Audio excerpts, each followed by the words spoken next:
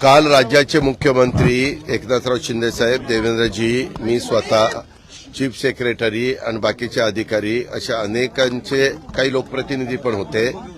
त्या सगळ्यांच्या बरोबर जुन्या पेन्शनच्या बद्दल मीटिंग झाली. वेगवेगळ्या संघटनेचे कामगार नेते देखील त्याच्यामध्ये हजर होते आणि आम्ही अतिशय समजावून त्यांना सांगितलं की हे सरकार आता जी 3 लोकांची कमिटी केलेली होती त्यांचा अहवाल आलेला आहे. तो अहवाल आपल्याला मिळालेला आहे. तो अहवालाच्या बद्दल finance, ACS finance, chief secretary असे 3-4 बसून कामगार लिडरांच्या बरोबर त्या ठिकाणी चर्चा करा. ह्याच्यात आम्ही तिघांनी त्यांना सांगितलं की आपल्याला कुठल्याही परिस्थितीमध्ये पेन्शन द्यायची. तुम्हालाही माहिती असेल, सभागृहामध्ये देखील मी देवेंद्रांनी सांगितलं. मी तर उलट सांगितलं की केंद्र सरकारचा काही ह्याच्याबद्दल अभ्यास चालू आहे, त्यांनी पण समिती नेमलेली आहे, परंतु त्याच्याशी हे लिंकअप आम्हाला करायचं नाही. परंतु ते जर आलं तर ते पण आपण पाहूया. ह्यांचाही जो काही अहवाल आलेला आहे तोही त्या ठिकाणी तपासूया आणि आपल्या कर्मचाऱ्यांचा, आपल्या अधिकाऱ्यांचा पेन्शनच्या बाबतीमध्ये जो काही योग्य निर्णय असेल तो त्या ठिकाणी घेतला जाईल. त्यांनी सांगितलं की आम्हाला ते पाहिजे. मी त्यांना मागे सभागृहात सांगितलेलं होतं की विधानसभेच्या निवडणुकीच्या आधी महायुतीचं सरकार याबद्दलचा निश्चितपणे सकारात्मक निर्णय घेईल. हे काल पण आम्ही त्यांना सांगितलं, परंतु ते म्हणले नाही, आता किती दिवस झाले. म्हणलं ह्याची अंमलबजावणी तसं बघितलं तर 2031 का 32 पासून सुरू होणार आहे. तोपर्यंत तर अंमलबजावणी सुरू होण्याचा प्रश्नच होत नाही. तरी ते म्हणले की आम्हाला मार्ग काढून द्या. तो मार्ग काढत असताना 4 ते 5 प्रश्न हे त्यांचे मुख्यमंत्र्यांनी तिथं त्यांना शब्द दिला की आम्ही तुमचे सोडून देतो. त्याच्यामध्ये एक जुन्या शिक्षकांचं बघा, 2005च्या आधी शिक्षक सेवक म्हणून लागलेले होते आणि नंतर ते परमनंट झाले, त्याच्यामुळे ते त्याच्यात बसले नाही. अशी काहीतरी 25,000ची संख्या होती. त्या लोकांचा प्रश्न मुख्यमंत्री महोदयांनी सोडवला. इतर पण त्यांचे 2-3-4 प्रश्न होते ते पण सोडवले आणि तरी त्यांनी भूमिका घेतली की बाबा आम्हाला तुम्ही शब्द द्या की कधीपर्यंत होईल. शेवटी मुख्यमंत्र्यांनी सांगितलं की येणाऱ्या अर्थसंकल्पाच्या पर्यंत आम्ही ह्याबद्दलचा निर्णय 100% घेऊ असं सांगितलं. आणि मग नंतर ती मीटिंग उठली आणि त्यावेळेस त्यांनी आवाहन केलं, आम्ही सगळ्यांनी आवाहन केलं की आता जास्त ताणून न धरता आजच्या संपाच्या बाबतीमध्ये देखील सगळ्यांनी टोकाची भूमिका घेऊ नये. कारण सरकार तसं बघितलं तर पत्रकार मित्रांनो, तुम्ही काल एक बातमी पण वाचली असेल, आरबीआयनी एक सगळ्या राज्यांना कळवलं. अर्थात आरबीआयला काय कळवायचं, तो आरबीआयचा अधिकारी, राज्याला काय निर्णय घ्यायचा तो पूर्णपणे त्या राज्याच्या मुख्यमंत्र्यांचा आणि मंत्रिमंडळाचा अधिकार आहे. आणि तशा पद्धतीनं काल एकनाथराव शिंदेंनी फार पॉझिटिव्ह भूमिका तिथं घेतलेली होती. हे आम्ही सगळ्यांनी पाहिली आणि त्याला आम्ही पण सगळ्यांनी सपोर्ट दिला. उद्या दिल्लीमध्ये, उद्या 16 तारीख ना का 15? 15 तारखेला काल आम्ही अमित भाईंना भेटलो. काल आम्हाला भोपाळला तिथल्या डॉक्टर यादवांच्या मुख्यमंत्री आणि दोघांचा उपमुख्यमंत्र्यांची शपथविधीच्या कार्यक्रमाला आम्ही तिघही गेलो होतो. त्यावेळेस सध्या राज्यामध्ये निर्माण झालेला कांदा प्रश्न, दुसरा राज्यामध्ये निर्माण झालेला इथेनॉल प्रश्न, असे 3-1 प्रश्न जे काही महत्वाचे आहेत.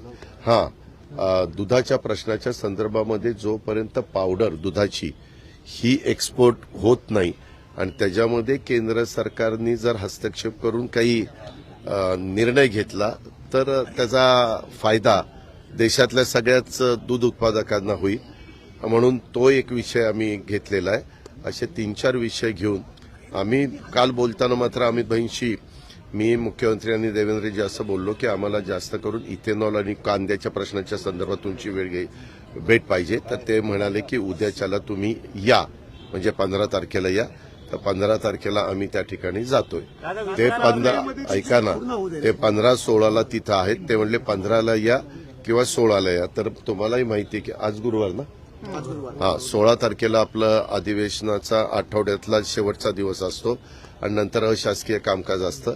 आम्ही साधारण टेंटेटिव्ह आत्ता असं ठरवलेलं आहे की 6 वाजेपर्यंत जर कामकाज संपलं तर त्याच्यानंतर दिल्लीला जायचं दिल्लीला रात्री 9 किंवा 10 वाजताची वेळ देतो असं त्यांनी सांगितलेलं आहे. पीएचडी वाल्याच्या बद्दल मी जी काही भूमिका तिथं मांडत होतो त्या भूमिकेचा विपर्यास करण्यात आलेला आहे. काल रात्रीच मी प्रेस नोट त्याच्याबद्दल काढलेली आहे, मी ट्विट त्याच्याबद्दल केलेलं आहे. त्याच्यातनं आमच्यासारख्यांनी बोलत असताना मी त्यामध्ये फार कुठं दिवा लावणार आहेत असा काहीतरी माझ्या तोंडातनं शब्द गेला, तर त्याचा खूप मोठा गाजावाजा करण्यात आला. त्याच्याबद्दल मी दिलगिरी व्यक्त केलेली आहे. त्या संदर्भामध्ये माझी जी काही भूमिका आहे ती स्पष्टपणे मांडलेली आहे. मी मागे सभागृहामध्ये देखील सांगितलं की चीफ सेक्रेटरीच्या अध्यक्षतेखाली राज्य सरकारने एक समिती केलेली होती आणि त्या समितीनं साधारण महाज्योतीमध्ये, सारथीमध्ये, बार्टीमध्ये ह्या वेगवेगळ्या ज्या काही आपल्या संस्था आहेत त्याच्यामध्ये किती विद्यार्थिनींना बाबा एमपीएससीमध्ये, यूपीएससीमध्ये, IAS, IPS वगैरे ह्या सगळ्या गोष्टी ज्या काही आहेत ह्याच्यामध्ये कशा पद्धतीनं आपण संधी दिली गेली पाहिजे, आपण डॉक्टरेटच्या PhDच्या संदर्भामध्ये काय भूमिका घेतली पाहिजे.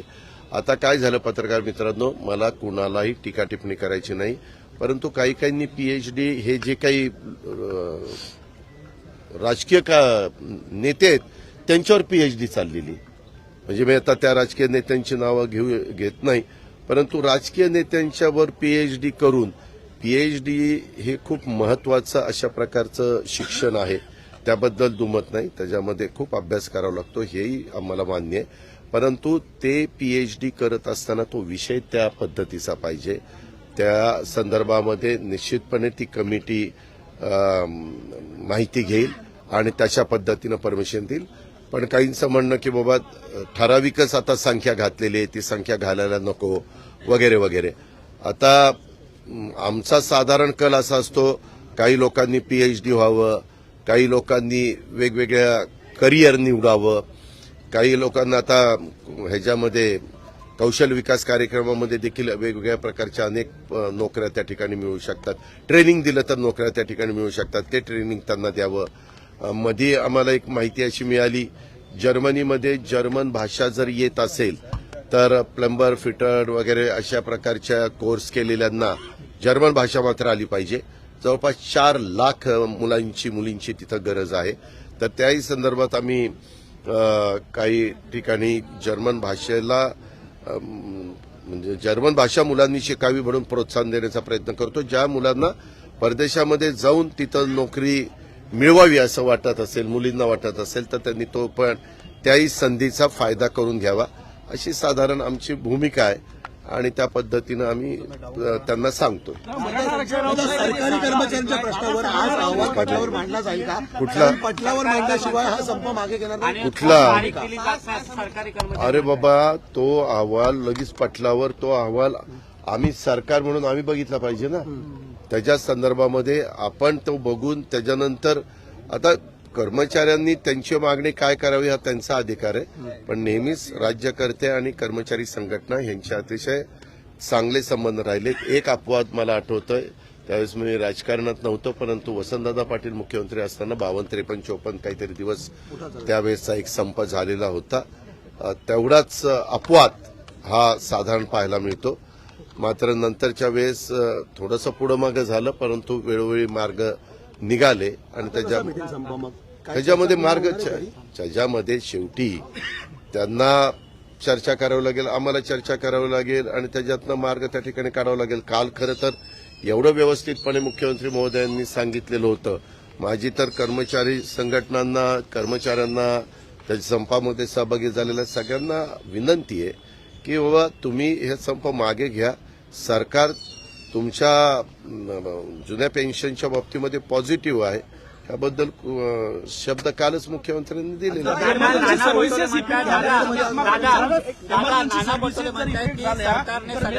आज लगेच तुम्ही काहीतरी नवीन टॅगलाईन चालू नका किंवा ब्रेकिंग न्यूज चालू नका. आम्ही त्याच्यामध्ये व्यवस्थितपणे चर्चा करून मार्ग काढायचा प्रयत्न करू. नाना पटोले म्हणतात सरकारने सगळ्यांनाच वाऱ्यावर सोडलंय. तेव्हा का एक नाना, काका, बाबा, हे कोण का अण्णा, बापू, कोण काय बोलतात त्याचं काय मला विचारतात. त्यांना जे वाटतं ते विरोधी पक्षाचे आहेत, ते काँग्रेस पक्षाचे अध्यक्ष आहेत. त्यांना तसं बोलल्याशिवाय त्यांना गत्यंतर नाही. ते कसं म्हणतील सरकार फार चांगलं चाललेलं आहे बरं का, असं म्हणून त्यांना चालणार आहे का? त्यांना त्यांचं काम करायचं आहे, आम्हाला सरकार चालवायचं काम करायचं आहे, आम्हाला लोकांचे प्रश्न सोडवण्याचं काम करायचं आहे. असं आमचं चाललेलं आहे. बॅनर लागलेला आहे. आरोग्यमंत्र्यांवरती ताशेरे ओढण्यात आले. पुण्याच्या रुबी हॉस्पिटल संदर्भात आहे, ते किडनी रॅकेट संदर्भात. त्याच्याबद्दलची माहिती घेऊ. असा बॅनर लागला की हे बॅनर लागला, तुमचं काय मत आहे? लगेच मत नाही, त्याबद्दलची माहिती घेतली जाईल. कधी कधी त्या बॅनरमध्ये तथ्यहीन बॅनर लागतात, त्याचा काही नोंद पण घेण्याची गरज नसते. पण हा बॅनर नोंद घेण्याची गरज आहे का नाही ते तपासून बघितलं जाईल आणि त्याच्यामध्ये काही तथ्य असेल तर लक्ष घातलं जाईल, तथ्य नसेल तर सोडून दिलं जाईल. काल भुजबळांनी आरोप केला की राज्य मंत्रिमंडळ हे मराठा समाजाच्या संस्थांना पैसे जास्त देतं पण महाज्योतीला देत नाही. वित्त मंत्रालय आपल्याला तुम्हाला माहिती आहे, मी स्वतः स्पष्ट सांगतो, कालच्या पुरवणी मागण्यामध्ये सरकारने निर्णय घेतलेला होता की सारथी, बार्टी, महाज्योती ह्या सगळ्या घटकांना पैसे द्यायचे आणि त्या पद्धतीनं काल तरतूद केली, परवा तरतूद केली, मंजूर झालेली आहे. पैसे त्या ठिकाणी दिले जातील. राज्यकर्ते कुणीही असलं तरी असा भेदभाव करून त्या ठिकाणी चालत नाही. काही भुजबळांचा गैरसमज झालेला असेल तर त्यांच्याशी चर्चा करून तो दूर केला जाईल. त्यांच्या बोलण्यात तथ्य असेल तर दुरुस्त केलं जाईल. बरोबर आहे? त्याच्यात काही चुकलं? दादा, मंत्रिमंडळ विस्तार झालेला नाहीये. तर दिल्लीत गेल्यावर चर्चा करणार का विस्तारात? दादा, काय भूम मागं घ्या.